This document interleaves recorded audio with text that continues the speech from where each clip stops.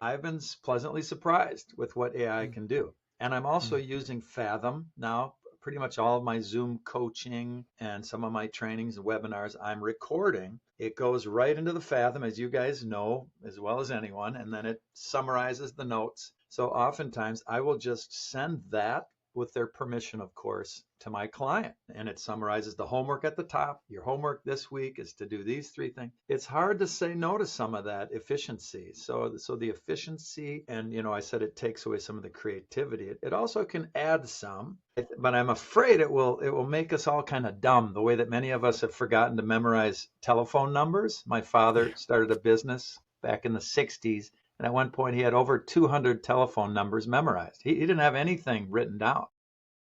Well, my grandfather started a supply company in the 90s, and my father inherited it. My uncle then took it over from my father, and my brother then bought it from my uncle under a new name. And they were mostly selling diamond tip saw blades. And I got into the business after being a priest. What do you do? It's hard to know what to do.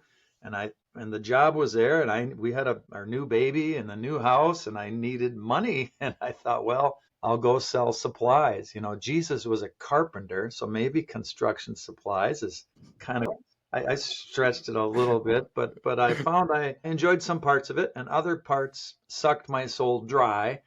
And that's Mm, when I got my first master's is from a school called the University of Notre Dame over here. mhm. You might have heard of it. We have a Yeah. well-known football team and a Golden Dome. So, what do? You do sell supplies, and that's what I did for 10 years till I about, really got very frustrated that there wasn't more meaning to it. So I got a second master's in conflict resolution and organizational change work and a lot of different coaching. I have a certificate in mediation. So I got more into the people stuff. So I was deep in the supply world, and my family is well known here in Minnesota and the Twin Cities as suppliers of Mhm. tools to the tough guys. So it's been a nice niche to be in because a lot of people know my name or they know me, and that's helpful. That's kind of how I landed in it, by happy accident. And I'm not going to tell you it's been easy. It is not an easy niche to be in.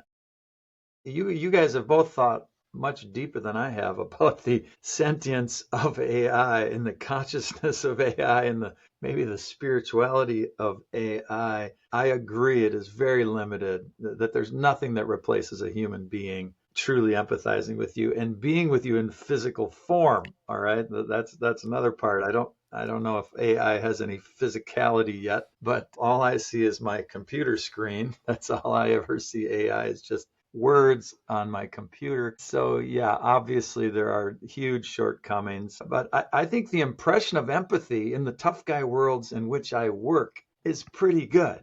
Like if, Yeah. if somebody was on some project all alone and they didn't have a friend there, but AI was helping them feel heard at the end of the day, and they were logging on to get empathy from AI. If that helped them live their life, who am I to say that's a bad idea?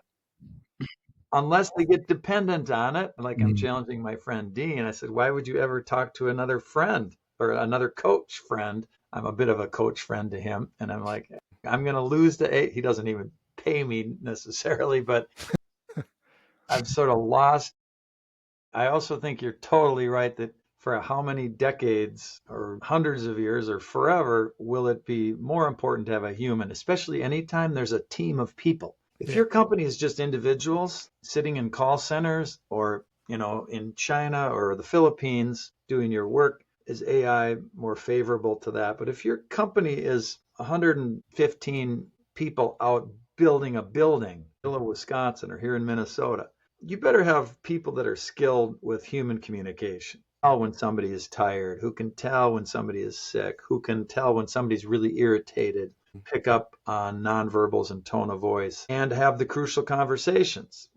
AI, I'm sure, can have a crucial conversation. I'm quite sure it could, but it just will never be the same. That intangible element of human community or of human connection. I doubt that'll Yeah. ever fully be replaced, but I also can imagine it will come close in many ways. And I actually think that's a hazard because I think we're already so isolated. That's the part I don't like about AI, is if AI really achieves a high level of interaction, including emotional intelligence, and having crucial conversations and showing that great empathy, then there's more reason to become isolated. And I don't like that. I don't think that's a great direction for humanity.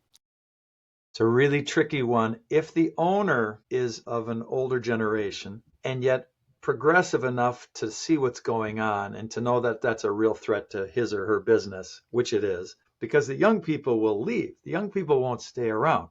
The baby boomers can get yelled at and stay around, but the young people under 30, they get yelled at once or twice. They're going to go do DoorDash, like my son, $30 an hour. And so I want to start with the owner or the leader if they're progressive minded.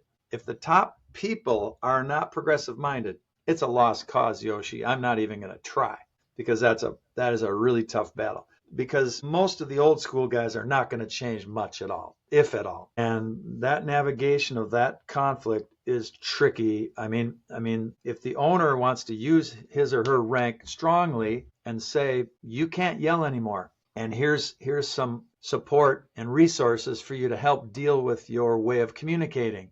And they've brought me in to coach people plenty of times. Can you fix that guy? He yells a lot. I think some of the best things that they can do are develop their own self to grow their own leadership potential, meaning do some coaching, do some reading, spend time there's a lot of good peer learning happening in the States. I'm sure it's the same in the UK. Lots of executives and owners going to these various peer learning groups, usually once a month, half a day or a full day. Vistage is a big one here. Do you have Vistage over there in the UK? I'd be surprised if you don't, because it's around the world, but from my point of view, it's an expensive kind of learning and development. I think that's one of the places people need to go, because in those places, they're bringing in people like you and me to educate them about how to manage what's coming, because many of them are going to be blindsided. And I appreciate your focus on this, because I haven't thought about it enough, that AI is definitely changing things quickly, that leaders need to be ready to prepare their people. And I would say it just ups the urgency for everyone to have better communication skills. And if you have people that you say are high performers, but they still yell at people, they're not high performers anymore. Change.